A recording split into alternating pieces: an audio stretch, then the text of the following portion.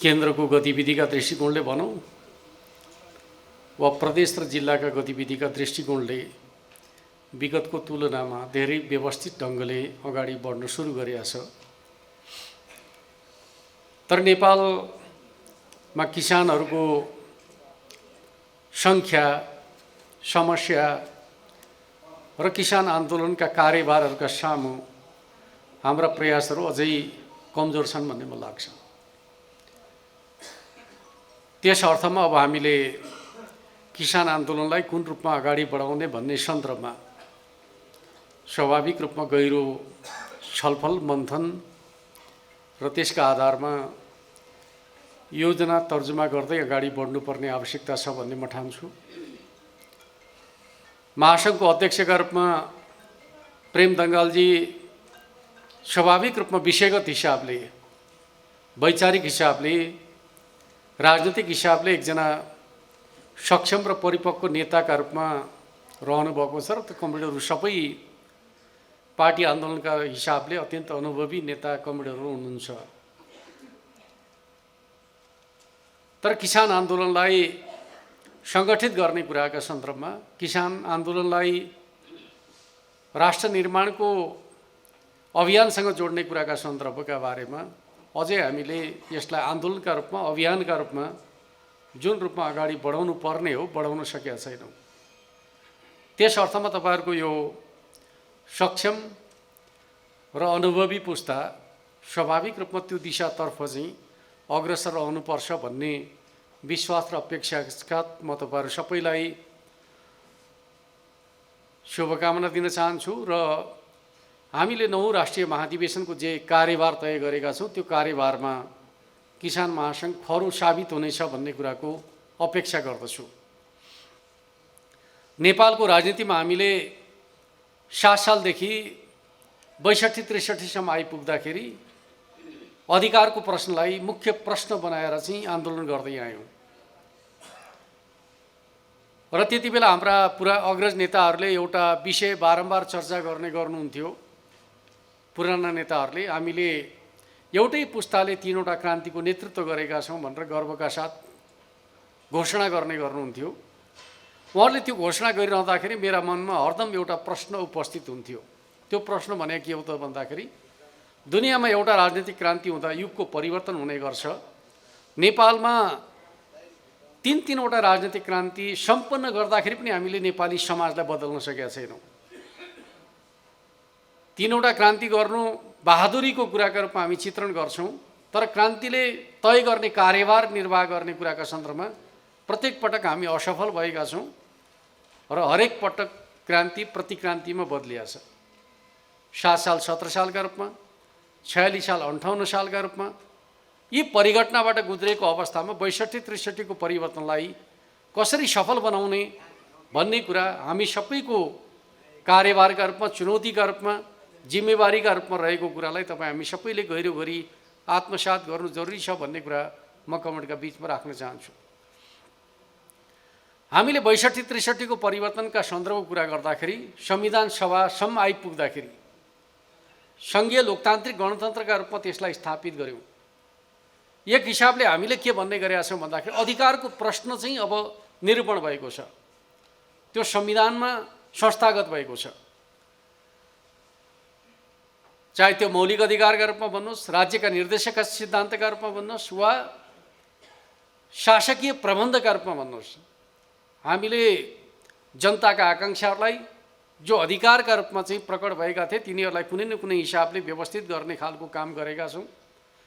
अधिकारका दृष्टिकोणले नेपालको संविधान दुनियाँका संविधानभन्दा चाहिँ सुसम्पन्न छ भन्ने हाम्रो बुझाइ र विश्लेषण रहँदै आएको छ। कतिसम्म भन्दाखेरि जनताका विभिन्न तबकाहरूलाई सशक्तिकरण गर्ने प्रयोजनका लागि आयोगहरूको मात्रै गठनको श्रृङ्खलाको चर्चा गर्ने हो भने यति धेरै संवैधानिक आयोगहरू हामीले बनाएका छौँ, तर त्यसले पनि समाजलाई बदल्ने कामको भूमिका कति खेल्यो भन्ने कुराका सन्दर्भको चर्चा गर्ने हो भने खासै त्यो दिशातर्फ हाम्रा प्रगतिहरू कमजोर रहेछन्।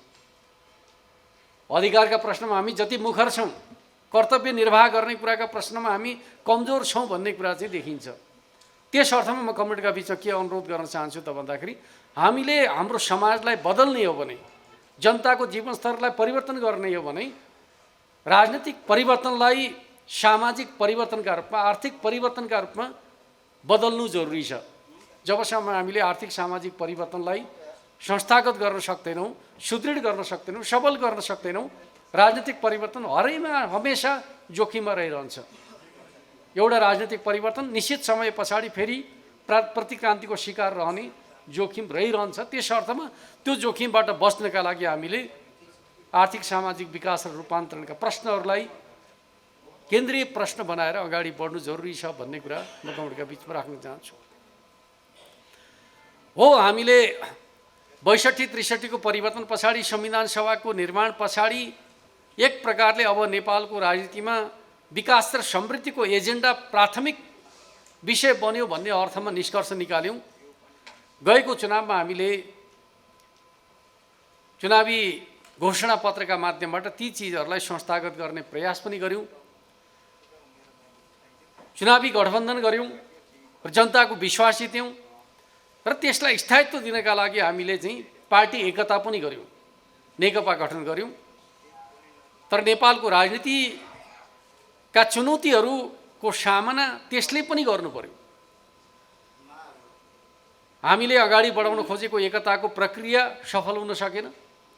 नेकपाभित्र अन्तर्कलह पैदा भयो र अन्ततको त त्यो एकता खण्डित बन्न पुग्यो र अदालतको फाल्गुन 23 को फैसला पछाडि नेकपा एमाले पुनस्थापित हुँदाखेरि चाहिँ नेपालको वामपन्थी आन्दोलनको रक्षा भएको अनुभूति गर्ने स्थितिमा पार्टी पङ्क्ति पुग्यो। वास्तवमा त्यो कुरा एकता पछाडि पुरानो पार्टी पुनस्थापित हुँदाखेरि खुसी मनाउनु पर्ने स्थिति किन उत्पन्न भयो भन्दाखेरि नेकपाले नेपालको कम्युनिस्ट आन्दोलनका आकाङ्क्षाहरूलाई, कार्यभारहरूलाई पुरा गर्ने ठाउँमा त्यसले गतिलाई अवरुद्ध पारिदिने खालको काम गर्यो। हामीले ठानेका थियौँ नेकपा गठन पछाडि नेपालको कम्युनिस्ट आन्दोलनले नयाँ उचाइ प्राप्त गर्नेछ, राजनीतिक स्थायित्व प्राप्त गर्नेछ, परिवर्तनको दिशातर्फ मुलुकलाई डोर्याउनेछ। तर हामीले के पायौँ त भन्दाखेरि नेकपा गठन पछाडि नेकपा एमालेको उन्नत लोकतान्त्रिक जुन प्रणाली छ, सङ्गठनात्मक व्यवस्था छ, त्यो चाहिँ अवरुद्ध भयो। हाम्रा जनसङ्गठनहरू, हाम्रा पार्टी कमिटीहरू सम्पूर्ण रूपमा निस्तेज जस्तो बनाइए। राजनीति भनेको के भयो त भन्दाखेरि केन्द्रीय कमिटीभित्र रहेको एउटा सचिवालय नामको चाहिँ नेतृत्वको टिम भित्रको अन्तर्कलहको विषय नै पार्टी बन्न पुग्यो र राजनीति बन्न पुग्यो। 9 जना नेताहरूका बीचको विवाद नै पार्टीको भाग्य र भविष्यको विषय जस्तो बन्न पुग्यो र 9 जना नेताले सिङ्गो पार्टीलाई चाहिँ बन्धक जस्तो बनाउने स्थिति उत्पन्न भयो। र त्यो पनि के भनेर भन्दाखेरि 9 जनालाई हामीले एक प्रकारले भन्दाखेरि चाहिँ नेतृत्वको टिमका रूपमा, कोर अफ द लिडरसिपका रूपमा भूमिका खेलोस् भन्ने खालको अपेक्षा गर्यौँ। तर त्यसले आफ्नो स्वार्थलाई केन्द्रबिन्दुमा राखेर चाहिँ अगाडि बढ्ने प्रयास गर्यो र त्यो 9 जनाको सचिवालयभित्रको चाहिँ बहुमत पक्ष सदैव सरकारका कामलाई नियन्त्रण गर्ने, पार्टी गतिविधिलाई अवरुद्ध गरिदिने र सबै चिजको विषयवस्तुहरूलाई त्यहाँ ल्याएर केन्द्रित गर्ने खालको कुरा गर्ने खालको स्थिति उत्पन्न हुँदाखेरि चाहिँ हामी 3 वर्ष, झन्डै 3 वर्ष भन्नुपर्छ, हलन चलको अवस्थामा रह्यौँ।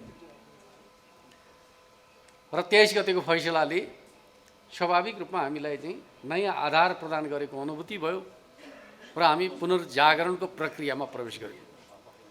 र मलाई लाग्छ अखिल नेपाल किसान महासङ्घ पनि त्यही प्रक्रियाबाट आजको यो अवस्थामा आइपुगेको छ भन्ने मलाई लाग्छ। तपाईँहरूले पनि त्यो समयको कालखण्डमा बिताएका तिता मिठा अनुभवहरू तपाईँहरूसँगै छन्। जे अनुभूति तपाईँहरूले गर्नुभएको छ त्यो चिज मैले बताइरहनुपर्छ भन्ने मलाई लाग्दैन। अर्कोतर्फ चाहिँ नेकपा एमाले पुनस्थापित भइसकेपछि हाम्रा सामु एकताको लिगासीलाई अगाडि बढाउनु पर्ने कार्यभार थियो। किन नेकपाभित्रको अन्तरसङ्घर्षमा हिजो नेकपा माओवादी केन्द्रसँग रहनुभएका थुप्रै नेता साथीहरू चाहिँ हामीसँग, हाम्रो एउटा वैचारिक मान्यतासँग, हाम्रो राजनीतिक कार्यदिशासँग, हाम्रो अभियानसँग चाहिँ जोडिनु भयो। त्यो प्रक्रियामा हामीले चाहिँ नेकपाको निरन्तरताका रूपमा अगाडि बढ्न खोज्दाखेरि हामी माथि फेरि एउटा नयाँ चुनौती खडा भयो माधव नेपालको तर्फबाट। उहाँले के भन्न थाल्नुभयो त भन्दाखेरि यो नयाँ एमाले स्वीकार्य छैन, पुरानै एमाले फर्काउँछौ ठिक छ, नयाँ एमाले बनाउन खोज्छौ हामीलाई स्वीकार्य छैन। यो मान्यताको एउटा बहसमा हामी फस्यौँ। त्यो बहसलाई हामीले 10 बुँदेका माध्यमबाट समाधान गर्ने कोसिस गऱ्यौँ, तर त्यो त बहाना मात्र नै थियो। 10 बुँदे भयो, तर माधव नेपाल नेकपा एमालेलाई विभाजित गरी छोड्ने जुन कसम खानुभएको थियो त्यो कसम तर्फै अगाडि बढ्नुभयो। उहाँले चाहिँ पुरानो एमाले स्वीकार्य छ भन्ने उहाँको भनाइ यथार्थतामा एमालेलाई कमजोर पार्ने प्रयासको कडीका रूपमा थियो भन्ने कुरा घटनाक्रमले पुष्टि गरिसक्यो। त्यस अर्थमा म कमेन्टलाई के भन्न चाहन्छु भन्दाखेरि आज हामी वैचारिक रूपले, राजनीतिक रूपले, साङ्गठनिक रूपले एउटा नयाँ उचाइमा प्रवेश गरेका छौँ विधान अधिवेशनका माध्यमबाट, राष्ट्रिय महाधिवेशनका माध्यमबाट। र त्यही एउटा उचाइमा अब हामीले हाम्रा सम्पूर्ण सङ्गठनात्मक कामहरूलाई व्यवस्थित गर्नुपर्ने आवश्यकता छ। र भर्खरै मात्रै हामीले केन्द्रीय कमिटीको दोस्रो पूर्ण बैठक बसेर चाहिँ जनसङ्गठनको सुदृढीकरणका सन्दर्भका बारेमा केही नीतिगत निर्णयहरू गरेका छौँ, जो कमिटीका बिचमा छलफलका क्रममा आएकै होलान् भन्ने मलाई लाग्छ। नभए कमिटीले छलफल गर्नुहुनेछ। त्यो छलफलको उद्देश्य के हो त भन्दाखेरि पहिलो कुरा म कमिटीलाई के भन्न चाहन्छु भन्दाखेरि पार्टीको एउटा नयाँ वैचारिक धरातलमा जुन हामीले विधान महाधिवेशनका माध्यमबाट 3वटा महत्त्वपूर्ण राजनीतिक दस्तावेजहरू पारित गरेका छौँ। राजनीतिक प्रतिवेदन, सङ्गठनात्मक प्रस्ताव र विधान संशोधन सम्बन्धी प्रस्ताव। यी 3वटा दस्तावेजमा आधारित रहेर चाहिँ हामीले राजनीतिक रूपमा र वैचारिक रूपमा जनसङ्गठनहरूलाई सुदृढ गर्नुपर्नेछ। यो महत्त्वपूर्ण काम हो। वैचारिक हिसाबले हामीले आफूलाई सबल र सुदृढ बनाएनौँ भने सङ्गठनात्मक हिसाबले हामीले आफूलाई सबल र सक्षम बनाउन सक्दैनौँ। त्यस अर्थमा कमिटीले महाधिवेशनको वैचारिक एउटा मार्गदर्शनमा अखिल नेपाल किसान महासङ्घलाई व्यवस्थित गर्नु जरुरी छ भन्ने कुरा म कमिटीका बिचमा राख्न चाहन्छु। अर्कोतर्फ लामो समयसम्म हाम्रा सङ्गठनात्मक जीवन अवरुद्ध भए र त्यसलाई अब हामीले हाम्रो जीवनलाई व्यवस्थित गर्नुपर्नेछ। र हामीले के भनेका छौँ भन्दाखेरि अबको 3 महिना पुष, माघ, फाल्गुन, यी 3 महिना सङ्गठनात्मक सुदृढीकरणको महिनाका रूपमा तपाईँहरूले कार्ययोजना बनाएर अगाडि बढ्नुपर्छ। पार्टीका हकमा हामीले केन्द्रीय कमिटीकै बैठकका माध्यमबाट कार्ययोजना तयार गरेका छौँ, तर जनसङ्गठनको हकमा हामीले नीतिगत निर्देशन दिएका छौँ। त्यसका आधारमा कमिटीले आफैले कार्ययोजना बनाउनु आवश्यक छ। त्यसमध्ये पहिलो कुरा हामीले के गर्नुपर्छ, महाधिवेशनको सन्देशलाई आम किसानहरूको बिचमा पुर्याउनका लागि तपाईँहरूले कार्ययोजना बनाउनुपर्छ। र त्यो सन्देश सम्प्रेषण गर्ने क्रममा तपाईँहरूले गर्नुपर्ने कुरा के हो त भन्दाखेरि अन्य वैचारिक समूहमा रहेका किसानहरूलाई अखिल नेपाल किसान महासङ्घमा आबद्ध गर्नका लागि सङ्गठन प्रवेश अभियान पनि चलाउनु जरुरी छ। पार्टी प्रवेश अभियान सञ्चालन गर्छ, तपाईँहरूले सङ्गठन प्रवेश अभियान सञ्चालन गर्नु जरुरी छ। त्यसको कार्ययोजना यो बैठकबाट तपाईँहरूले बनाउनु जरुरी छ भन्ने कुरा म तपाईँहरूका बिचमा राख्न चाहन्छु। अर्कोतर्फ यो बैठकका माध्यमबाट तपाईँहरूले आधारभूत तहदेखि राष्ट्रिय महाधिवेशनसम्मको सम्मेलन र अधिवेशनको एउटा श्रृङ्खला सुरु गर्नु जरुरी छ। जसरी पार्टीले एकैपटक ओडा अधिवेशनको आयोजना गरेर चाहिँ एउटा सामर्थ्य प्रकट गरिएको छ। पहिले हामीले चाहिँ यस प्रकारको कार्ययोजना नबनाउँदाखेरि चाहिँ सबैतिर वडा अधिवेशन हुने अवस्थै हुँदैन थियो। 5 वर्ष लगाउँदाखेरि पनि सबै वडा अधिवेशन हुन्थ्यो हुँदैन थियो भन्दाखेरि हुँदैन थियो। तर एकै दिन गर्ने भन्दाखेरि सबैतिर वडा अधिवेशन सम्भव भयो। आज जति पनि पालिका अन्तर्गत वडाहरू छन् सबै वडाहरूमा चाहिँ अधिवेशनका माध्यमबाट कमिटी बनाउन हामी सफल भएका छौँ। र हाम्रो एउटा कार्यप्रणालीभित्र के रहेछ भन्दाखेरि योजना बनाएर काम गर्दाखेरि चाहिँ त्यो कार्यान्वयनमा सहजता हुँदो रहेछ। एकैपटक पालिका अधिवेशन भन्यौँ, पालिका अधिवेशन सम्पन्न भए र अहिले हामी एकैपटक जिल्ला अधिवेशन, एकैपटक प्रदेश अधिवेशन भन्ने ढाँचामा जाँदैछौँ। र अब हामी स्वाभाविक रूपमा यी 4वटा अधिवेशनहरूको श्रृङ्खला सम्पन्न भइसकेपछि त्यसपछि वडाहरूलाई टोलतर्फ प्रवेश गराउने हिसाबले योजनाबद्ध ढङ्गले जानुपर्छ भन्ने खालको सोच बनाएका छौँ। र किसान महासङ्घको हकमा। अहिले के देखिन्छ भन्दाखेरि किसान महासङ्घ केन्द्र प्रदेश जिल्लाको तहमा किसान महासङ्घ क्रियाशील हुन थालेको छ र त्यो किसान महासङ्घलाई पालिका तहमा, वडा तहमा, टोल तहमा पुर्याउनु जरुरी छ। त्यस अर्थमा तपाईहरुले चाहिँ स्वाभाविक रूपमा आफ्नो कार्ययोजना बनाइरहँदाखेरि यो हिसाबले जसरी राज्यका संरचनाहरू जुन ढाँचामा तयार भएका छन्, पार्टीका संरचनाहरू जुन ढाँचामा तयार भएका छन्, त्यो ढाँचामा तपाईहरुको महासङ्घलाई पुर्याउनु जरुरी छ। सम्भव भएका विषयगत संगठनहरूलाई पनि त्यही ढाँचामा बदल्नु जरुरी छ। हुन त विषयगत संगठनहरूको कुरा के हुन्छ भन्दाखेरि उत्पादन विविधीकरणमा आधारित छ। सबैतिर सबै वस्तुहरूको उत्पादन नभएको हुनसक्छ। त्यस अर्थमा उत्पादक सङ्घहरू चाहिँ महासङ्घ जस्तो सबै भूगोलमा नजान सक्छन्। तर म के भन्छु भन्दाखेरि जहाँ जहाँ त्यो विषयका उत्पादक किसानहरू छन् त्यहाँ त्यहाँ त्यो पुग्या हुनुपर्छ।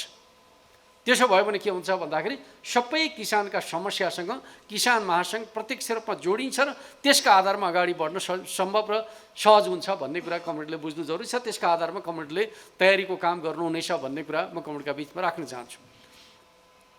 खास गरी मैले कमिटीका बिचमा अलिकति राजनीतिक सन्दर्भको कुराकानी गर्दाखेरि के भन्नुपर्छ भन्दाखेरि यति बेला हाम्रो पार्टीका विरुद्ध चौतर्फी हमला भएको छ, नेतृत्वका विरुद्ध आक्रमण भइराखेको छ र एक प्रकारले भने हामीलाई एक्लो देखाउने प्रयास भइरहेको छ। यो हामीलाई एक्लो बनाउने प्रयास, हाम्रो पार्टीका विरुद्धको घेराबन्दी, नेतृत्वमाथिको आक्रमण के हामीले गलत काम गरेका कारणले बेहोर्नु पर्या हो? होइन। कतिपय मान्छेहरूले के भन्छन् भन्दाखेरि प्रतिनिधि सभा विघटन गरेका कारणले गर्दाखेरि एमाले एक्लै आओ भनेर भन्ने गर्छन्। कुरा त्यसो होइन। वास्तविक कारण के हो भन्दाखेरि नेकपा का रूपमा हामीले कमरेड केपी ओलीको नेतृत्वमा राष्ट्र निर्माणका सन्दर्भमा, राष्ट्रको स्वाधीनता र स्वाभिमानका प्रश्नमा जे जस्ता विषयहरू अगाडि सार्यौँ र अडानका साथ प्रस्तुत भयौँ, त्यसमाथिको आक्रमणका रूपमा हाम्रो पार्टीभित्र अन्तर्कलह पैदा गरियो। यो के होइन भन्दाखेरि पार्टीभित्रका नेताहरूको स्वार्थको टकराव मात्रै होइन, स्वार्थको टकरावलाई उद्वेलित गरिकन नेकपालाई कमजोर बनाउने प्रकारको मिसनको शिकार हाम्रो पार्टी भयो र माध्यम हुनुभयो हाम्रो पार्टीभित्रकै नेताहरू, जसले आज चाहिँ शेरबहादुर देउवालाई नेता मानिराख्नु भएको छ। हिजो जनताका बिचमा जाँदाखेरि नेपाली काङ्ग्रेसबाट राष्ट्रको भविष्यको सुरक्षा हुन सक्दैन, जनताको जीवन समृद्ध हुन सक्दैन भन्ने प्रकारको मान्यता राख्ने नेताहरू जनताले वामपन्थीहरूलाई जनादेश दिएपछि त्यो जनादेशलाई विभाजित गरिकन नेपाली काङ्ग्रेसलाई नेता बनाउन हिँड्नु भएको छ। कुरा गर्नुहुन्छ समाजवादको। कस्तो विचित्र कुरा भन्नुहोस् त। 62-63 पछाडि नेपालको राजनीतिको सन्दर्भको कुराकानी गर्नुहुन्छ भने हामीले एउटा विश्लेषण गर्यौँ 9 महाधिवेशनमा। के विश्लेषण गर्यौँ त भन्दाखेरि संविधान बनाउन्जेलसम्म हामी कङ्ग्रेस सहितको सहकार्यमा हुनेछौँ, केही त्यो परिवर्तनमा हामी काङ्ग्रेससँगै सहकार्यमा छौँ। संविधान निर्माण भइसकेपछि काङ्ग्रेससँगको सहकार्यको औचित्य सकिन्छ। त्यसपछि मुलुकलाई कुन बाटोमा हिँडाउने भन्ने प्रश्नमा हाम्रा बिचमा वैचारिक मतभेद पैदा हुन्छ। एउटा बाटोको नेता काङ्ग्रेस हुनेछ, अर्को बाटोको नेता हामी हुनेछौँ। हाम्रो विश्लेषण त्यही थियो। के अर्थमा भन्दाखेरि दुनियाँका राजनीतिक क्रान्तिहरूमा के हुने गर्छ भन्दाखेरि क्रान्तिले नै बाटो तय गरिदिन्छ। अर्थात् युरोपमा सम्पन्न भएको बुर्जुवा क्रान्तिले पुँजीपति वर्गको शासनको बाटो तय गरिदियो, उनीहरूकै वर्चस्व स्थापित गर्यो। अक्टोबर समाजवादी क्रान्तिले सर्वहारा वर्गको वर्चस्व स्थापित गरिदियो, त्यही बाटो तय गरिदियो। चिनिया जनवादी क्रान्तिले कम्युनिस्ट पार्टीको नेतृत्वलाई स्थापित गरिदियो। तर नेपालमा सम्पन्न भएको राजनीतिक क्रान्तिले पुरानो रिजिम त हटाइदियो, राजतन्त्र त अन्त्य गर्यो। तर अब मुलुक कसरी अगाडि बढ्छ भन्ने कुराका सन्दर्भमा कुनै एउटा वर्गको वर्चस्व नेपालको शासन प्रणालीमा स्थापित गर्यो कि गरेन? न युरोपको क्रान्तिको जस्तो पुँजीपति वर्गलाई शासक बनायो, न चिनिया क्रान्तिको जस्तो कम्युनिस्टहरूलाई नेतृत्वकर्ता बनायो। अब नेपाली राजनीति कसरी अगाडि बढ्छ? न युरोपको बाटोबाट अगाडि बढ्छ, न चिनको बाटोबाट अगाडि बढ्छ। नेपालको राजनीति कसरी अगाडि बढ्छ भन्दाखेरि अबको संवैधानिक व्यवस्थाभित्र रहेर प्रतिस्पर्धा पहलकदमीका आधारमा नेतृत्व कसले हासिल गर्छ र त्यो नेतृत्वमा रहेको सरकारले कस्तो प्रकारको नीति कार्यक्रम लागू गर्छ, त्यसका आधारमा नेपालको भाग्य र भविष्य निरूपण हुन्छ। अर्थात् नेकपा एमालेको नेतृत्वको सरकार बन्यो भने त्यो सरकार समाजवादको आधार तयार गर्दै समाजवादतर्फ अगाडि बढ्छ। काङ्ग्रेसको नेतृत्वमा सरकार बन्यो र काङ्ग्रेसका नीति कार्यक्रम लागू भयो भने त्यो समाज पुँजीवादतर्फ अगाडि बढ्छ। सत्य यही हो। आज नेकपा भित्रको अन्तरसङ्घर्षलाई प्रचण्ड र माधव नेपालले जुन बाटो हिँडाउन खोज्नु भएको छ त्यो समाजवादतर्फको बाटो हो कि पुँजीवादतर्फको बाटो हो भन्दाखेरि पुँजीवादतर्फको बाटोमा उहाँहरू सहयोगी बन्नुभएको छ। उहाँहरूको कुनै लक्ष्य छैन, कुनै उद्देश्य छैन। उहाँहरू कसको सहयोगी बन्नुभयो त भन्दाखेरि नेपालका पुँजीपति वर्गहरूको प्रतिनिधित्व गर्ने राजनीतिक दलको सहयोगका रूपमा आफूलाई रूपान्तरित गर्नुभएको छ भन्ने बित्तिकै हामीले वैचारिक राजनीतिक रूपमा भन्ने हो भने हामीले जे प्रश्न उठाइरहेका छौँ त्यो प्रश्नको औचित्यलाई उहाँहरूले आफ्नो व्यवहारद्वारा पुष्टि गर्नुभएको छ। त्यही भएर हामीले के भन्यौँ त भन्दाखेरि महाधिवेशनबाट एउटा मूल नारा तय गरेका छौँ। त्यसलाई कमेन्टले हरदम मनन गर्नुपर्छ भन्ने मलाई लाग्छ। त्यो नारा भने के हो त भन्दाखेरि दक्षिणपन्थी अवसरवाद र सङ्गठनात्मक अराजकतालाई परास्त गरौँ, जनताको बहुदलीय जनवादको मार्गदर्शनमा समाजवादको आधार तयार गरौँ। आज हाम्रा सामुको चुनौती के हो भन्दाखेरि अवसरवाद, जसलाई हामी दक्षिणपन्थी अवसरवाद भन्छौँ। कुरा समाजवादको गर्ने, कुरा क्रान्तिका गर्ने, परिवर्तनका गर्ने, लगेर त्यो परिवर्तनको जनमतलाई कहाँ लगेर बुझाइदिने त भन्दाखेरि पुँजीपति वर्गको प्रतिनिधित्व गर्ने, यथास्थितिवादको प्रतिनिधित्व गर्ने नेपाली काङ्ग्रेसको पाउमा लगेर चढाइदिने हो। यही हो दक्षिणपन्थी अवसरवाद भने।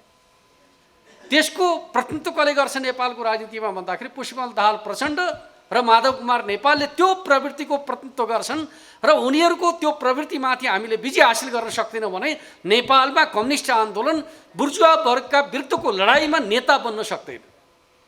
त्यस अर्थमा हामीले यो प्रश्नलाई हृदयङ्गम गरिकन अगाडि बढ्न सक्नुपर्छ भन्ने कुरा म कमेन्टका बिचमा राख्न चाहन्छु। अर्कोतर्फ सङ्गठनात्मक अराजकता। सङ्गठनात्मक अराजकता हाम्रो पार्टी जीवनको एउटा चुनौतीका रूपमा आइराखेको छ। सङ्गठनात्मक अराजकताका आधारहरू के हुन्? एउटा त के हुन्छ भन्दाखेरि ठुलो परिवर्तन पछाडि समाजले सही प्रकारको बाटो अवलम्बन गर्न नसक्दा, वैचारिक क्ल्यारिटी नहुँदाखेरि समाजमा एक प्रकारको अराजकताको स्थिति उत्पन्न हुने गर्छ र ठुला राजनीतिक शक्तिहरूका बिचमा अन्तर्कलह पैदा हुँदाखेरि पनि समाजमा अराजकताको स्थिति उत्पन्न हुन्छ र ठुलो पार्टीभित्र आन्तरिक रूपमा समस्या पैदा भयो भने पनि सङ्गठनात्मक अराजकता पैदा हुन्छ। एउटा कार्यकर्ताले गल्ती गर्यो, दण्डको भागीदार हुन्छ। 100 जना मिलेर गल्ती गरे भने जोगिन्छन्। हामीले त हाम्रो जीवनमा बेहोर्यौँ त, बेहोर्यौँ न। पार्टी एकातिर हिँडिराखेको छ, केही सांसदहरू चाहिँ निवेदन बोकेर राष्ट्रपति कहाँ समावेदन चढाउन हिँड्छन्। पार्टीको नेतृत्वको सरकार छ, त्यो सरकारका विरुद्ध केही मान्छेहरू अविश्वास प्रस्ताव बोकेर हिँड्छन्। पार्टीको नेतृत्वको सरकार छ, पार्टीका पक्षमा मतदान नगरिकन अनुपस्थित हुन्छन्। पार्टीको नेतृत्वको सरकार छ, पार्टीलाई विभाजित गरिकन चाहिँ अरूको नेतृत्वको सरकार बनाउनका लागि अदालत चाहन्छन्। यही चिज एउटा कार्यकर्ताले गरे भए के हुन्थ्यो भन्नु त? अनुशासनको दण्ड लाग्थ्यो।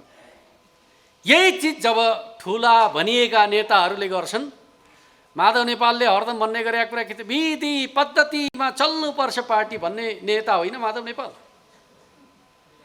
नेपालको इतिहासमा सबभन्दा ज्यादा विधि पद्धति अनुशासन उल्लङ्घन गर्ने पात्र को हो भनेर चाहिँ इतिहासमा दर्ज गर्ने विषय कुनै छ भने माधव नेपाल यस्तो पात्र हुन् जसले नेपालको कम्युनिस्ट आन्दोलनमा विधि पद्धति प्रक्रिया अनुशासन उल्लङ्घन गर्ने नेताका रूपमा आफूलाई चित्रण गरेका छन्।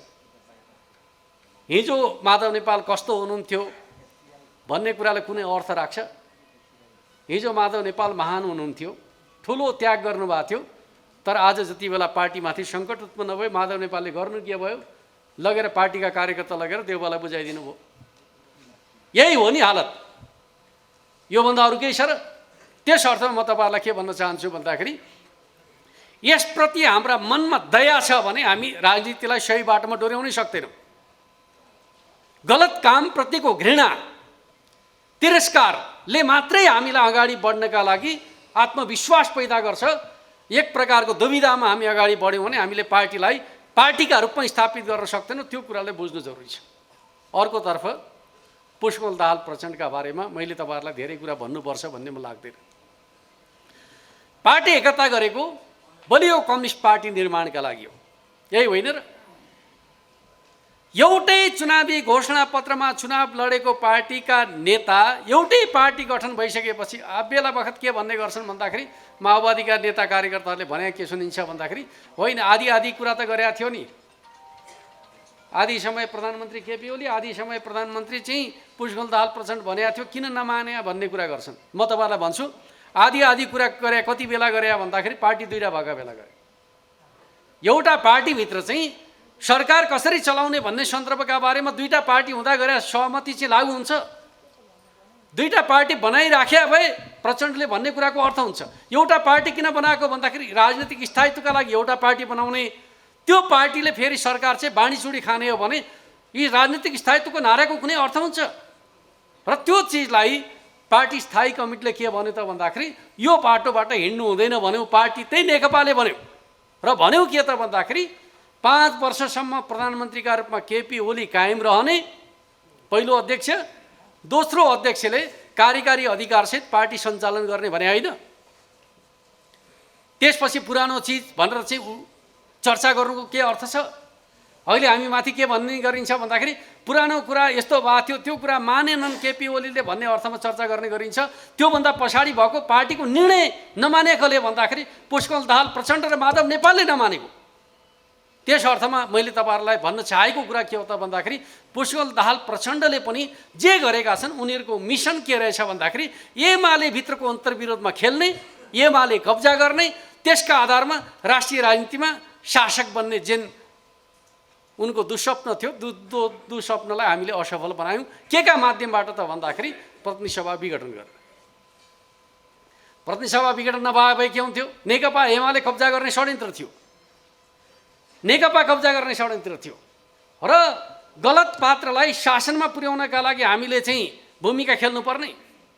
उनीहरू गलत बाटोमा छन्, त्यो गलत बाटोलाई स्थापित हुनका लागि ठाउँ दिने कि जे चिजको जगमा उनीहरूले पार्टी आन्दोलनलाई कमजोर पार्न खोजेका छन् त्यो चिजलाई जनताका बिचमा लगिदिने। हामीले के भन्यौँ त भन्दाखेरि जनादेश हामीले 5 वर्षका लागि पाएका हौँ, त्यो जनादेशलाई खण्डित गर्ने काम माधव नेपाल र प्रचण्डबाट हुन थालेको छ। त्यस अर्थमा त्यो जनादेशलाई खण्डित गर्ने कुरा हामीलाई स्वीकार्य छैन। जनताबाट प्राप्त भएको जनादेश फेरि जनतामा लगेर स्थापित गर्छौँ, चुनावमा जान्छौँ भने हौँ, यो लोकतन्त्रको विशेषता हो। तर त्यसमाथि अहिले प्रहार भइरहेको छ। चुनावमा जाने कुरा चाहिँ तानाशाही कुरा, निरङ्कुश कुरा, कति मजाको विषय भन्नु त। लोकतन्त्र भने के रहेछ उहाँहरूका भाषामा भन्दाखेरि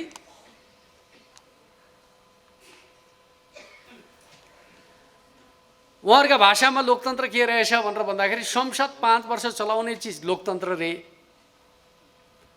त्यो संसदले जे काम गरे पनि 5 वर्ष चल्यो भने लोकतन्त्र, चाहे त्यो राष्ट्रका विरुद्धमा काम गरोस् चाहे जनताका विरुद्धमा काम गरोस्, त्यो चाहिँ संसद 5 वर्ष रहने कुरा चाहिँ संविधानवाद, लोकतन्त्र, जनताका पक्षमा काम गर्नुपर्छ भन्ने कुरा लोकतन्त्र विरोधी, जनतामा जानुपर्छ भन्ने कुरा लोकतन्त्र विरोधी। लोकतन्त्रमा के हो त भन्दाखेरि जुन समस्यालाई पार्टीहरूले हल गर्न सक्दैन, जुन समस्यालाई सांसदले हल गर्न सक्दैन, त्यो समस्यालाई हल गर्न जनताका बिचमा जानुपर्छ भन्ने कुरा लोकतन्त्रको सुन्दरता हो। त्यसका पक्षमा एमाले छ भन्ने कुरालाई सगौरव हामीले भन्न सक्नुपर्छ भन्ने कुरा म कमेन्टका बिचमा राख्न चाहन्छु। त्यस अर्थमा आज हामीले यो सङ्गठनात्मक अराजकताको जुन आधार छ त्यो आधारलाई चिर्नका लागि बलियो पार्टी निर्माण गर्ने कुराका सन्दर्भमा के कुरा जरुरी छ त भन्दाखेरि अब हामी नेकपा एमालेलाई एउटा अनुशासित पार्टीका रूपमा, वैचारिक पार्टीका रूपमा, राजनीतिक पार्टीका रूपमा सुदृढ र सबल बनाउनु जरुरी छ। त्यसले मात्रै समृद्धिको यात्राको सबल नेतृत्व गर्न सकिन्छ। त्यस अर्थमा हामीले के भनेका छौँ भन्दाखेरि सङ्गठनात्मक अराजकतामाथि विजय हासिल गर्नुपर्छ। यो त हाम्रो आन्दोलनमाथिका दुईटा चुनौतीका कुरा जसमाथि हामीले विजय हासिल गर्नु जरुरी छ। अर्कोतर्फ हामीले ठुलो पार्टी किन बनाउने, संसदमा बहुमत किन ल्याउने, कि हामी ठुलो हुनका लागि मात्रै यो सबै काम गरिराखेका छौँ, अरूभन्दा अग्लो देखिनका लागि मात्रै काम गरिराखेका छौँ। अरूभन्दा ठुलो हुनुको, अरूभन्दा अग्लो हुनुको कुनै ठुलो उपलब्धि हुँदैन। त्यो ठुलो हुनुको निश्चित उद्देश्य छ, लक्ष्य छ भने त्यो ठुलो हुनुको अर्थ हुन्छ। त्यस अर्थमा म कमेन्टलाई के भन्न चाहन्छु भन्दाखेरि हामी बलियो हुनुको निश्चित उद्देश्यहरू छन्। त्यो उद्देश्य भने के हो भने समाजको परिवर्तन, र हामीले भनेका छौँ अब हाम्रो नेपाली समाजलाई जनताको बहुदलीय जनवादको मार्गदर्शनमा हामी समाजवादतर्फ लैजान्छौँ, समाजवादको आधार तयार गर्छौँ। समाजवादको आधार तयार गर्ने कुराका सन्दर्भमा जनताको बहुदलीय जनवादले 3 विशेष अवधिको कुरा गर्छ। कतिले के भन्छन् भन्दाखेरि ल राजनीतिक क्रान्ति सम्पन्न भयो भनेपछि अब चाहिँ जनताको बहुदलीय जनवादको चरण सकियो भनेर चाहिँ हो हल्ला गर्न खोज्छन्। तर म तपाईँहरूलाई के भन्न चाहन्छु भन्दाखेरि जनताको बहुदलीय जनवादले के भनेको छ भन्दाखेरि एउटा ठुलो राजनीतिक परिवर्तन पछाडि समाजलाई रूपान्तरण गर्ने कुराका सन्दर्भमा अपेक्षाकृत लामो समय लाग्छ।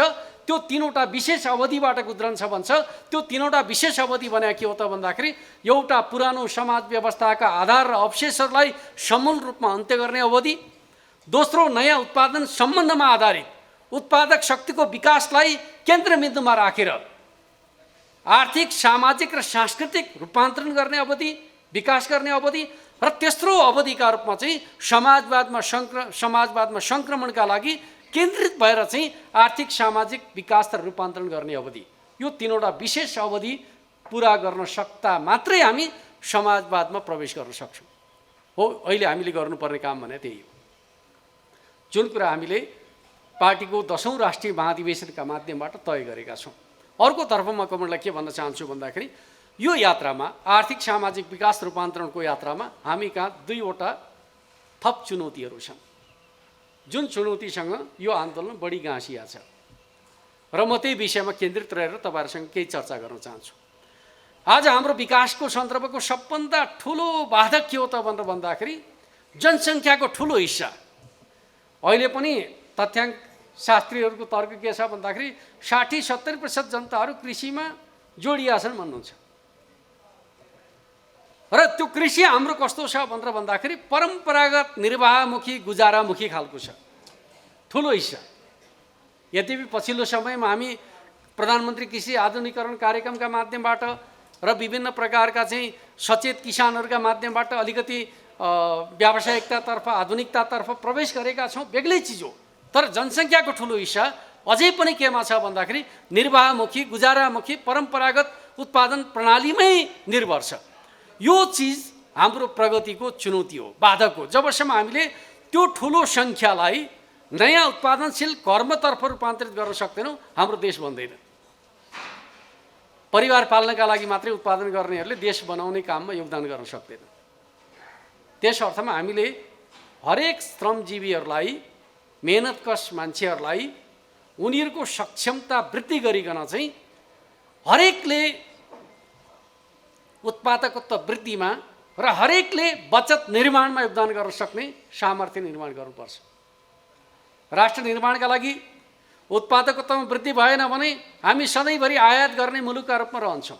अहिले पनि हेर्नुहुन्छ भने कृषि प्रधान मुलुक भनेको छ, हरेक चिज बाहिरबाट ल्याएको छ। त्यो तथ्याङ्क हाम्रो प्रेम दङ्गालजीले बताउनु होला, कति चिज कहाँबाट कसरी आइराखेको छ भन्ने कुराका सन्दर्भमा उहाँ त्यस्तो विषयमा बढी चासो राख्नुहुन्छ। र त्यो चिज हामी आफैले यहाँ उत्पादन गर्नका लागि के गर्नुपर्छ भनेर भन्दाखेरि हाम्रो उत्पादकता वृद्धि गर्यो भने मात्रै त्यो चिज हामी रोक्न सक्छौँ। अर्कोतर्फ स्वाभाविक रूपमा के हो त भन्दाखेरि जबसम्म किसानले बचत निर्माण गर्न सक्दैन, राष्ट्रिय पुँजी निर्माण सधैँभरि कमजोर रहन्छ। किन ठुलो हिस्सा किसानको छ, किसानसँग बचत छैन भन्नुको अर्थ पुँजी निर्माण अरू कसैका माध्यमबाट हुन्छ। राष्ट्रको निर्माणमा पुँजी निर्माण जरुरी छ। त्यो पुँजी निर्माण तपाईँले कसबाट गर्नु छ? ऋण लिएर गर्नुहुन्छ? स्वाभाविक रूपमा हामी ऋणमा डुब्छौँ। ठुला लगानीकर्ता मार्फत पुँजी निर्माण गर्नुहुन्छ, उनीहरूको नियन्त्रणमा पर्छौँ। नेपालमा पुँजीपतिहरूको चाहिँ तादादलाई वृद्धि गर्छौँ, उनीहरूकै प्रभावमा पर्छौँ। तर फेरि के छ भने पुँजी निर्माण नगरिकन राष्ट्र बन्दैन। यो फेरि अर्को कटु सत्य के हो त भन्दाखेरि हाम्रो गुजारामुखी, निर्वाहमुखी उत्पादन पद्धतिबाट समाजवाद आउँछ कि आउँदैन भन्दाखेरि आउँदैन। समाजवाद ल्याउनका लागि राष्ट्रिय अर्थतन्त्र बलियो हुनु जरुरी छ। राष्ट्रिय अर्थतन्त्र बलियो हुनका लागि राष्ट्रिय पुँजी निर्माण गर्नु जरुरी छ।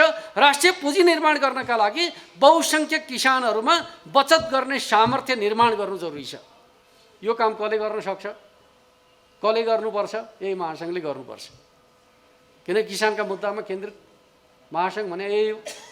त्यस अर्थमा तपाईँहरू हेर्दाखेरि नेकपा एमालेसँग सम्बद्ध 22वटा जनसङ्गठन मध्येको एउटा जनसङ्गठन होइन। त्यसरी हेर्नुभयो भने 22वटा भित्रको एउटा हेर्नुभयो भने, तर समाजलाई बदल्ने कुराका सन्दर्भमा तपाईँहरूको कार्यभार कति छ भनेर भन्दाखेरि 22वटा मध्ये एक होइन। आजका सन्दर्भमा हाम्रा सामु रहेका चुनौतीहरूको मुख्य चुनौतीको रूपान्तरणकारी कार्यको काम गर्ने क्षेत्रमा तपाईँहरू हुनुहुन्छ, जसले किसानहरूलाई परम्परागत निर्वाहमुखी गुजारामुखी उत्पादन पद्धतिबाट आधुनिक व्यावसायिक किसानमा बदल्ने खालको काम गर्छ र उनीहरूको बचतको सामर्थ्यलाई वृद्धि गर्छ। र म तपाईँलाई के भन्छु भन्दाखेरि आधुनिक तरिकाले खेती गर्न सुरु गर्यो भने अहिले हाम्रो सङ्ख्याको जति ठुलो हिस्सा कृषिमा छ त्यो हिस्सा रहिरहन सक्छ सक्दैन? सक्दैन। राखिरहनु उचित हुन्छ हुँदैन? हुँदैन। र म त के भन्छु भन्दाखेरि हामीले अहिले रहेको करिब 70% भन्ने गर्छौँ, त्यो 70% भित्र चाहिँ अर्ध संलग्नताको कुरा होला र यथार्थतामा कृषिमा निर्भर रहेको पारिवारिक सङ्ख्या कति छ भन्ने कुराको वास्तविक रेकर्ड निकाल्नै बाँकी छ। तर पनि म के भन्छु भन्दाखेरि अहिलेको अवस्थामा हाम्रो टार्गेट के हुनु पर्यो त भन्दाखेरि हामीले जुन 20 वर्ष कार्ययोजना बनाएको छौँ त्यो 20 वर्ष कार्ययोजनाभित्र चाहिँ 60-70% सङ्ख्यामा रहेका किसानले जे काम गरेका छन् त्यो काम 25-30% सङ्ख्यामा रहेका किसानहरूको हातमा जिम्मा लगाइदिने। त्यो त बिस्तारै तल त जान्छ। तर अहिले हामीले टार्गेट के गर्ने भन्दाखेरि कम्तीमा त्यो संलग्नतालाई आधीभन्दा कममा झार्ने। बुझ्नु पऱ्यो? सबका सबलाई किसान बनाउने भन्नुभयो भने यो देश बन्दैन। सबका सबलाई किसान बनाउने होइन, किसानको सङ्ख्या घटाउने, तर घटेका किसानहरूको उत्पादन क्षमता वात्तै बढाउने। त्यो बढाउने के हो त भन्दाखेरि उनीहरूलाई प्रविधि दिने, यन्त्र उपकरण दिने, यो तरिकाबाट उनीहरूको क्षमता बढाएर चाहिँ आज 10 जना किसानले गर्ने काम एउटा किसानले गर्न सक्ने स्थिति निर्माण गर्ने प्राथमिक तहमा तपाईँहरूले निर्माण गर्ने चेतना भने कृषि क्रान्तिको चेतना यो। यो चेतना निर्माण गर्न सक्नुहुन्छ? किसान महासङ्घ हाई हाई होइन।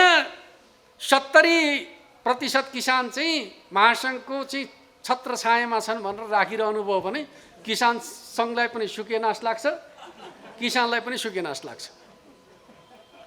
त्यस अर्थमा तपाईँहरूले गर्ने कुरा के हो भन्दाखेरि यो तरिकाबाट चाहिँ बदल्नका लागि अगाडि बढ्ने।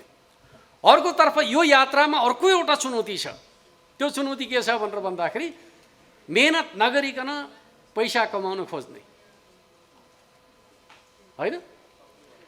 खेती गरेर उत्पादन गर्यो दुःख हुन्छ, यसो जग्गा प्लटिङ गर्यो घडेरी बिक्री गर्यो कमाइ हुन्छ। किसान पनि त्यो बाटोतिर लागेको देख्छु म चाहिँ। मेहनत गर्ने बाटोमा किन लाग्ने? यसो चाहिँ बैङ्कमा यसो ऋण ल्यायो, बाटाघाटा बनायो, बिजुलीका यसो खम्बा गाड्यो, घडेरी बेच्यो, गुजारा गर्यो। त्यसले हामीलाई चाहिने चिज दिन्छ? दिँदैन। पैसा त दिन्छ, जीवन जिउनका लागि चाहिने चिज दिन्छ? दिँदैन। आखिर जीवन जिउनका लागि चाहिने चिज भने त उत्पादनै हो। त्यो उत्पादन गर्ने कुरा छोडिदिने, कमाउने कुरा, पैसा कमाउने कुरामा चाहिँ समाहित हुन थाल्यो भने के हुन्छ? तत्काल केही मान्छेको पारिवारिक जीवनमा चाहिँ एक प्रकारले चाहिँ सुधार त होला। पैदल हिँड्थ्यो, मोटरसाइकल चढ्न थाल्ला, मोटरसाइकल चढ्थ्यो, गाडी चढ्न थाल्ला, यसो घरमा मिठो मसिनो पकाएर खान्थ्यो, होटेलमा घुम्न थाल्ला। हुने कुरा त त्यस्तै हो, त्यस्तै भइराखेको देखिन्छ। तर त्यसले अन्त्यमा के गर्छ भन्दाखेरि मगन्तेहरूको देशमा नेपाललाई रूपान्तरित गर्छ। हामीले गर्न खोजेको कुरा त्यही हो र। हरेक चिज बाहिरबाट ल्याउने, बाहिरबाट हरेक चिज ल्याउनका लागि जे घाटा हुन्छ त्यो घाटा पूर्तिका लागि हाम्रा युवाहरूलाई वैदेशिक रोजगारीमा बिक्री गर्ने। अहिले के छ? गाउँघरमा जग्गा बाँझा छन्, त्यसपछि हाम्रो युवा रोजगारी पाएन भन्छ, गएर अरबमा बेडा चराउँछ, तरकारी खेती गर्छ, फर्ममा काम गर्छ। अरबमा गएर फर्ममा काम गरेर तयार हुने, आफ्नो बाबुबाजेको जमिनलाई बाँझो पर्न तयार नहुने प्रकारको संस्कृति निर्माण गरेर हामीले कस्तो देश बनाउन सक्छौँ? यो चेतना निर्माण गर्ने कुरा, नयाँ पुस्तामा उत्पादनसँग जोड्ने कुरा हो। स्वाभाविक रूपमा कृषिप्रतिको जुन विकर्षण बढेको छ त्यसलाई आकर्षणमा बदल्नका लागि गर्नुपर्ने काम पनि गर्नु पर्यो। र त्यो नयाँ पुस्तामा हस्तान्तरण गर्नु पर्यो। कसले गर्ने भन्दाखेरि यही पङ्क्तिले गर्ने हो। नयाँ पुस्तालाई कृषिप्रति आकर्षित गर्नका लागि अब हाम्रो परम्परागत हलो देखाएर, जाँतो देखाएर, ढिकी देखाएर नयाँ पुस्ता आउँछ कृषिमा? आउँदैन। त्यसलाई देखाउने कुरा के हो भन्दाखेरि आधुनिक तरिका सिकाउनु पर्यो, ग्रिन हाउस देखाउनु पर्यो, नयाँ प्रकारको उत्पादन प्रणाली सिकाउनु पर्यो, यन्त्र उपकरण देखाउनु पर्यो। त्यो चिजसँग जोड्ने खालको कुरा गर्नुभयो भने नयाँ पुस्ता फेरि कृषिमा फर्कन्छ।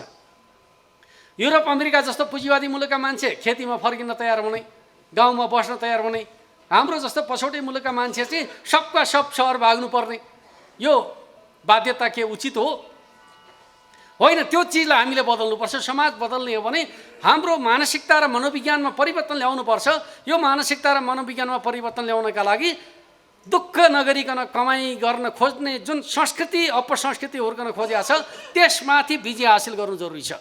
यो अपसंस्कृतिको भाग के हो त भन्दाखेरि दलाल नोकरशाही पुँजीवाद हो। दलाल नोकरशाही पुँजीवादमाथि विजय हासिल गरेर नै हामी यस प्रकारको अपसंस्कृतिमाथि विजय हासिल गर्न सक्छौँ। यो कुरालाई तपाईँ हामी सबैले मनन गरिकन आजको सन्दर्भमा आर्थिक सामाजिक विकास रूपान्तरणको यात्रा के हुने भन्ने कुरा त्यसले निर्धारण गर्छ। त्यस अर्थमा म कमिटीलाई के अनुरोध गर्न चाहन्छु भन्दाखेरि आजको हाम्रो समाजको रूपान्तरणको एउटा महत्त्वपूर्ण आन्दोलनको नेताका हैसियतमा तपाईँहरूले यो राष्ट्रको नेतृत्व गर्नुपर्छ, समाजलाई बाटो देखाउनुपर्छ, त्यस आधारमा अगाडि बढ्नुपर्छ भन्ने कुरा म कमिटीका बिचमा राख्न चाहन्छु। अर्कोतर्फ उत्पादन र बजार आजको दुनियाँको सबभन्दा महत्त्वपूर्ण विषय बन्यो। समाजवादी चीनले पनि बजार प्रणाली आधारित समाजवादको कुरा गर्यो, बजार समाजवाद भन्न थाल्यो, मार्केट सोशलिजमको कुरा गर्न थाल्यो। तर हामी किसानलाई बजारसँग जोड्न सकेका छैनौँ। त्यस अर्थमा किसानलाई बजारसँग जोड्ने कुरामा के हुन्छ भन्दाखेरि वस्तु विविधीकरण गर्ने कुरा, उत्पादन विविधीकरण गर्ने कुरा। एक ठाउँमा एक प्रकारको उत्पादन भयो भने बजार सजिलै त्यहाँ पुग्छ।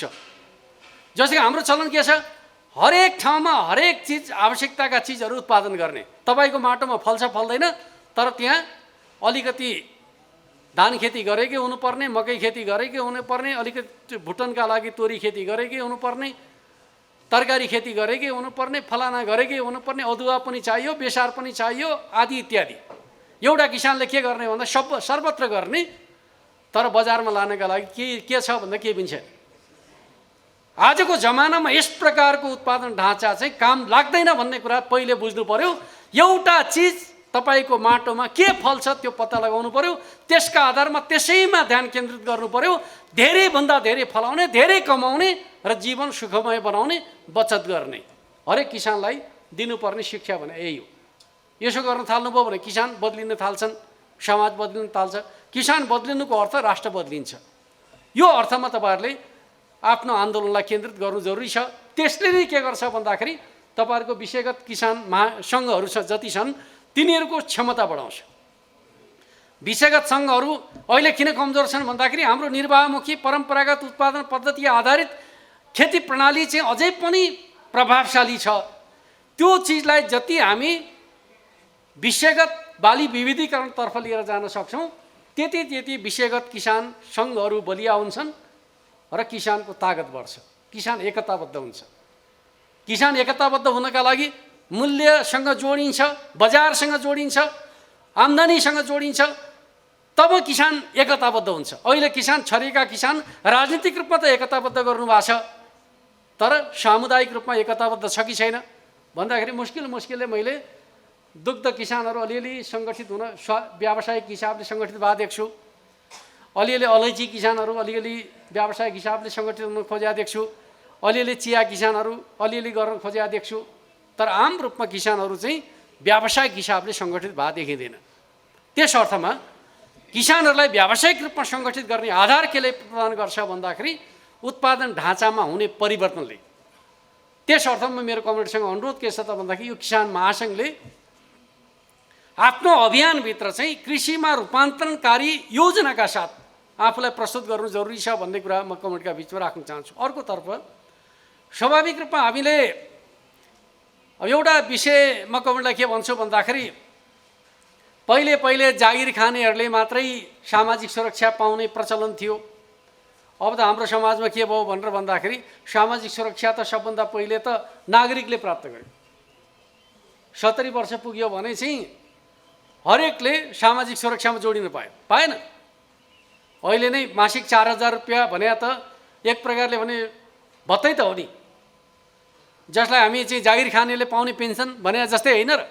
हरेक नागरिकका लागि हामी पेन्सन दिने बाटोमा गइराखेका छौँ भने अब स्वाभाविक रूपमा यो ढाँचाबाट हामीले जे काम गर्दैछौँ त्यो कामलाई स्थापित गर्न सक्छौँ भन्ने मलाई लाग्छ। भोलिका दिनहरूमा सामाजिक सुरक्षासहितको लोककल्याणकारी राज्य व्यवस्था निर्माण गर्ने हाम्रो पार्टीको जुन नीति छ त्यो नीति अन्तर्गत म के ठान्छु भन्दाखेरि हरेक क्षेत्रका नागरिकहरू राज्यद्वारा संरक्षित हुन्छन्। यो हाम्रो पार्टीको नीति हो। त्यस अर्थमा कसैले पनि कुनै क्षेत्रमा लागेर मेरो भविष्य असुरक्षित हुन्छ भनेर ठान्नु पर्दैन। यदि मुलुक सही बाटोमा हिँड्ने हो भने हाम्रो पार्टी नेकपा एमाले त्यो मान्यतालाई स्थापित गर्ने सामर्थ्य राख्छ। हामी त्यो दिशातर्फ समाजलाई डोर्याउन सक्छौँ, किनकि हामीले स्वास्थ्य बिमाका कार्यक्रम अगाडि बढाएका छौँ, आवासको अधिकार सुनिश्चित गरेका छौँ, खाद्य सम्पदाको अधिकारलाई संस्थागत गर्ने खालको दिशातर्फ नीतिगत रूपमा हामी प्रवेश गरेका छौँ। यो सबै चिजहरूलाई व्यवस्थित गर्नका लागि के कुरा चाहिन्छ? बलियो पार्टी चाहिन्छ, बलियो राज्य चाहिन्छ। पार्टी लुरे हुने, राज्य कमजोर हुने, किसान बलियो हुनै सक्दैन। किसानलाई बलियो बनाउनका लागि पार्टी बलियो चाहिन्छ, राज्यलाई बलियो बनाउनका लागि पार्टीहरू बलियो चाहिन्छ। राज्य कमजोर भएर जनतालाई संरक्षण गर्न सक्दैन, सुरक्षा दिन सक्दैन। त्यस अर्थमा म तपाईँहरूका बिचमा के अनुरोध गर्न चाहन्छु त भन्दाखेरि अब हाम्रो बाटो के हो भन्ने कुराका सन्दर्भमा अब नेकपा एमाले नेपालको राजनीतिको बलियो शक्तिका रूपमा जनताले खोजिरहेको शक्ति हो भन्ने कुरालाई स्थापित गर्नु जरुरी छ। हरेक देशभक्त नागरिकले रोज्नुपर्छ। अब एमाले हरेक विकास र समृद्धिको आकांक्षा राख्ने नेपाली नागरिकले रोज्नुपर्छ। नेकपा एमाले हरेक प्रगतिशील वामपन्थी शक्तिहरूले बलियो वामपन्थी शक्तिका रूपमा रोज्नुपर्छ एमाले हो। त्यसैका लागि हामी 3 महिने पार्टी प्रवेश अभियानको नेतृत्व गर्दैछौँ। त्यो अभियान अन्तर्गत तपाईँहरूले सङ्गठनात्मक प्रवेशको अभियानको नेतृत्व गर्नुहोस्। एउटा बलियो किसान महासङ्घका रूपमा अखिल नेपाल किसान महासङ्घलाई स्थापित गर्नुहोस्। यही शुभकामना र शुभेच्छाका साथ म आफ्नो भनाइलाई अन्त्य गर्न चाहन्छु। हवस्।